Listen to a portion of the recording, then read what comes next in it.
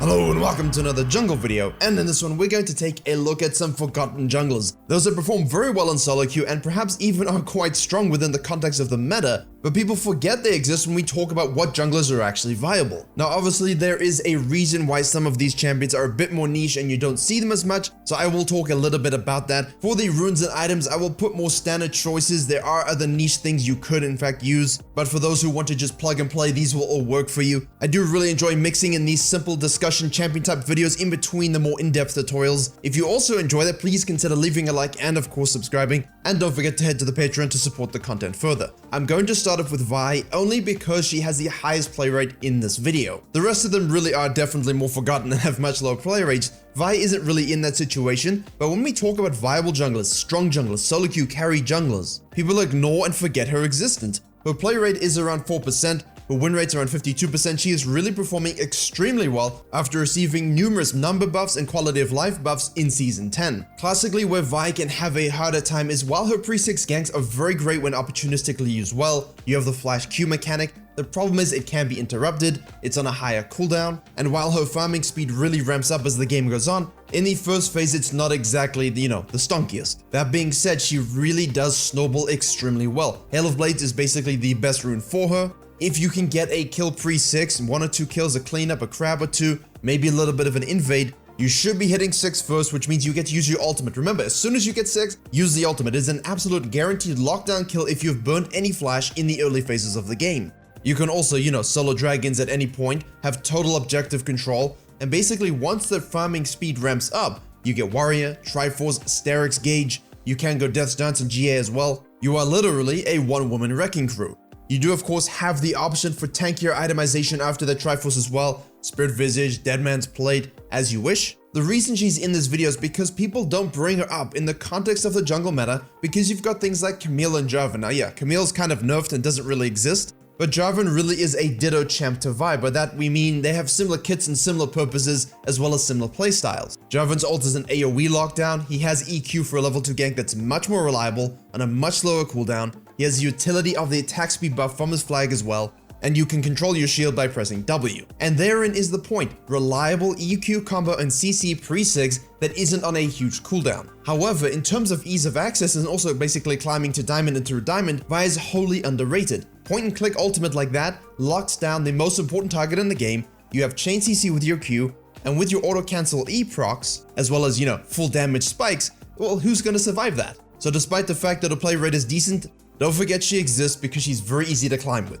Right, the next champion in this video is Ivern. Now don't play dumb, you knew he was gonna be in here. Yeah, he's supportive, yes, he doesn't really appeal to the mass market of carry junglers, but what he does play to is unique clear path things which can, destroy the minds of formulaic cookie cutter junglers. Those who don't dynamically think about their early game plans and really struggle to adapt. Ivern is really great at throwing a wrench on the bicycle wheel and making them fall on their faces, which of course is even more fun when you actually support an ADC with your supportive items and they never die. The thing is, you're also not stuck into going into the jungle route. You simply go Talisman, you can get your Dark Seal and Magi, and then all you're looking for is supportive itemization. You have that Q route, which basically will be at 2 seconds once you fully maxed it. You can shield with your E, and if you have a Rengar top lane, you can make them the happiest cat in the world by giving them a whole bunch of kitty grass. And don't forget how annoying Daisy is to frontline, to tank towers, to knock people up over and over and over again. The whole point of the game is when you're playing Ivern is to protect your team from killing themselves. Do you have the same carry potential in the classical sense? No. But if you understand who is the win condition on your team and what is the win condition of the game,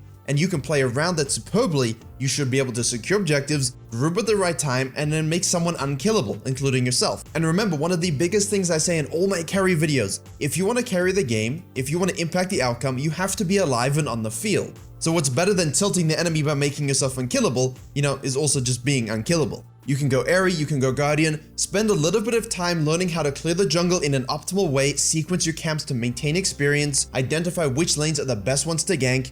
Watch my jungle routes video that has every jungle route in the game to identify what the enemy jungler wants to do, have lane impact, shut them down, and enjoy your free LP. But just reminder, Maokai is the best tree, not Ivern. As someone who's main Maokai for many years, I have to stand and die on this branch. Also, Maokai has saplings. Okay, so we've had some fisting, we've had some tree growth, now let's talk about a pointy spear. I understand I should say his name Xin Zhao or something like that. but I feel like my pronunciation is quite off, and I tried to record this already saying that name in the flow of speaking, and it didn't come out so well, so I'm just gonna say Xin, but please excuse me in advance. Yeah, I know I'm uncultured swine. But really, why have we forgotten about him? Mostly because he's melee and he falls off, but that upgraded ultimate that he received, I think over the last year or two, really changed the way we could actually play the champion.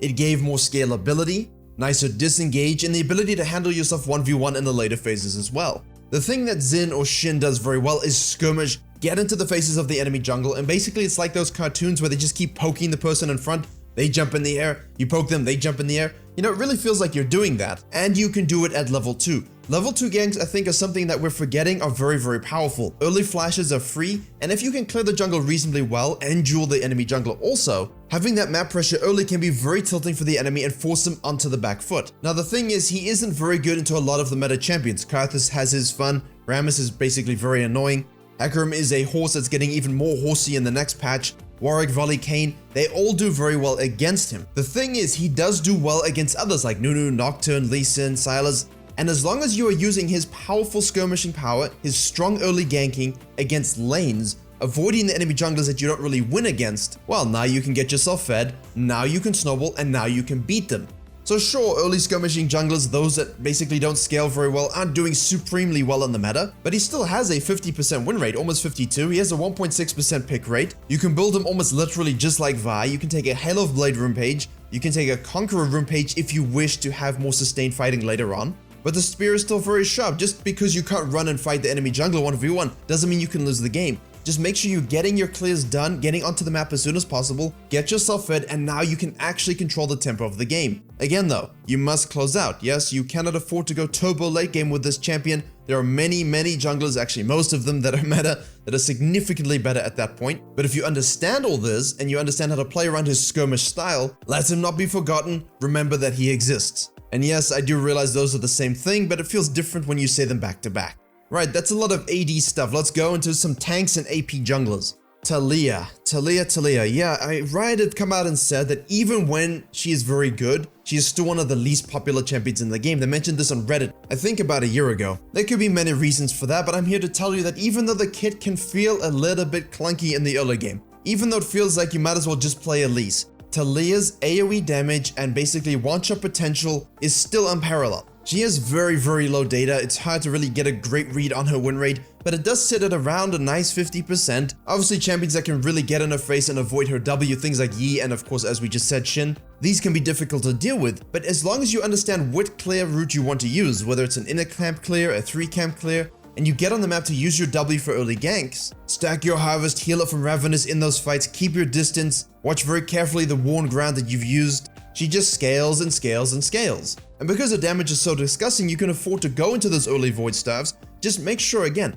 you know your first clears, you sustain your health that's high enough you can actually make a map play, you're patient, and once you get runic echoes, once you get the dark seal a few stacks, your harvest starts stacking up, you get your ultimate which is a semi-global, nice for tower diving and getting to situations, the carry focus is very much on you. The zoning and one-shot potential in the mid to late game when it comes to team fightings is always underrated, not respected by most players, and the catch here is she is very difficult to pull off well. I hate to be a reality check, most of you are very good players in your own right, you're good at your certain champions, you're climbing, I hope you're climbing. But Taliyah is extremely unique, the delay on her W makes it not so reliable, it's great when you have setup CC, or if you're basically extraordinarily good with it, a god if you will. It's very much a diamond plus pick, whereas the rest of the champions in this list can be used in basically any MMR. Just understand how to navigate your matchups, understand how to keep your distance, kite, and use that W with high reliability, and then yeah, you're looking at a very nice 1v9 carry AP jungler. Are there better? Yes, there are better. Can she still work?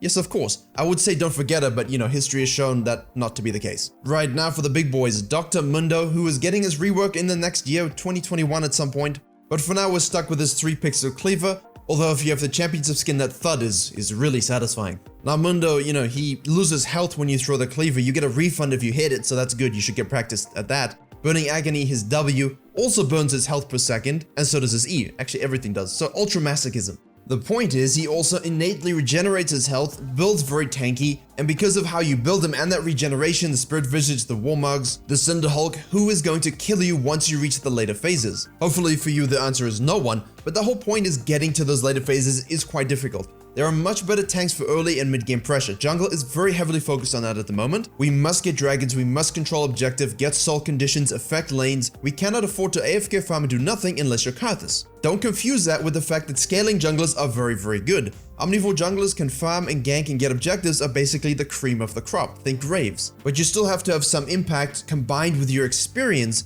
such that your lead becomes insurmountable. The problem with our dear doctor here is that his cleavers are in fact infected. He gets very low in the early phases of the game in terms of his clear speeds. He's unlikely to have any of that impact. However, his farm speed really does pick up. He can solo those dragons if it's safe, you do get low, and then become the epitome of a meat shield. To aid in the quest of bleeding all over the map, you do take fleet footwork for added sustain. Approach velocity is seemingly his best rune set. I won't really talk about the secondary trees. I think you do have options, but nonetheless looks pretty viable. And while he has a rough time into the Volibears and Rek'Sais, well, you know, the Amumus that annoy your low elo games, the Trundles that challenger players can't seem to stop playing, Nidalees that just invade you, well, pick Mundo. Run them down, outscale, become unkillable. The same actually goes for Sejuani. His win rate against Sejuani, even though the data is quite low, is quite promising, and considering how much I hate that champion, Mundo. As long as you understand the enemy champion's goals, as long as you understand your own goals in terms of routes, you can sneak in with those objectives. And as much as you would love to have a Soraka on your team with a Spirit Visage to basically top you up for all infinity,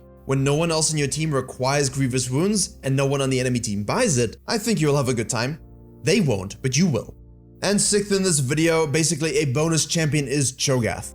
He has a lot more problems than the rest of the junglers in this video. You know, because he's extremely kiteable, his CC takes 3 years to show up and is the size of a quarter instead of, you know, the size of the map or a lane just like in TFT. Honestly, that was the funniest thing for me when TFT first came out. You had Cho'Gath and basically the Void Spike's Rupture would just come out and be the whole map. You go into Summoner's Rift and you see a Cho'Gath, they press Q and it's almost hysterical. Now, there are certain runes you can afford to go. Aftershock obviously is reliable if you can in fact hit that Q quite often. We have seen the Hail of Blades to get, you know, nitty and gritty, but overall Predator is still used just to enable him to actually get some form of ganking off. Hey, you build full tank, you get your Stoneplate for the added HP, you've stacked your feast a couple times, yeah, you can start to do stuff. The problem is, you know, unlike other champions in this game that have a way to navigate to that endgame, Cho'Gath struggles a lot more with actually reaching that spike. He's forced into things like Righteous Glory to close the gap. Yeah, he has the silence and basically spewing teeth from his face. I think with Predator, or if you go Hail of Blades or another rune set, he has quite a few options, but in a more organized sense where you can get away with not having to gank as much,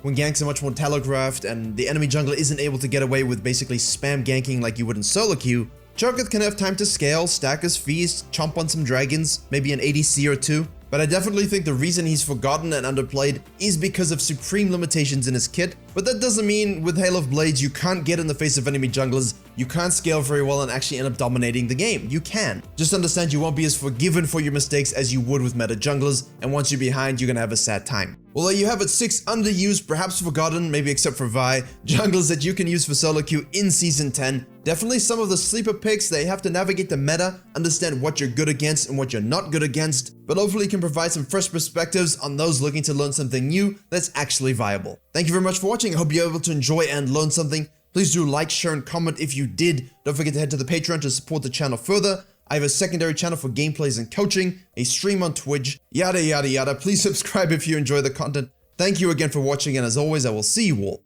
in the next tutorial.